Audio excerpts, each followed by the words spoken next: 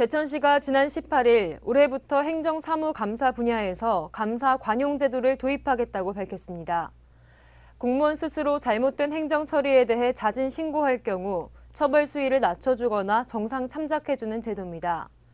제대로 활용되면 좋은 제도지만 잘못 쓰일 경우 독이 될 수 있어 각별한 주의가 요구됩니다. 보도에 고성호 기자입니다. 법조계에서 흔히 쓰이는 용어인 플리바게닝. 죄를 지은 사람이 유죄를 인정하거나 다른 범죄자의 범죄 사실에 대해 증언을 하면 검찰 측이 형량을 낮춰주기로 거래하는 것을 플리바게닝이라고 합니다. 이 제도를 행정에 접목한 것이 감사관용제입니다. 감사관용제는 행정사무감사 이전에 공무원 스스로가 잘못한 행위에 대해 자진 신고하면 처벌 수위를 낮춰주는 것입니다. 제천시는 18일 공무원들의 적극적인 행정 처리를 유도하기 위해 올해부터 이 제도를 도입하기로 결정했습니다.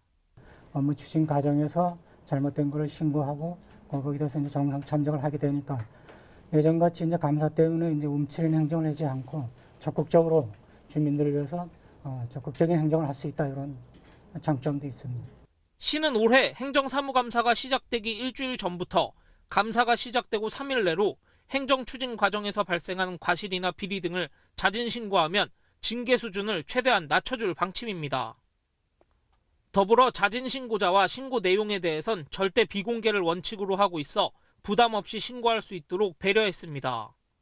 문제는 이 제도가 악용될 경우 봐주기 논란에 휩싸일 수 있다는 것입니다. 부정행위인 것을 알면서도 자진 신고를 할 경우 처벌 수위가 낮아진다는 점을 이용해 편법으로 행정 처리를 할 가능성이 존재합니다. 위법인지 알면서도 행정을 추진하면은 이것도 정상 참작이 되지 않을까 해가지고 위법적인 사항을 또 업무 추진하는 데서 조금은 발생할 수 있지 않을까. 지난해 감사에서 징계를 받은 제천시 공무원은 모두 8명입니다.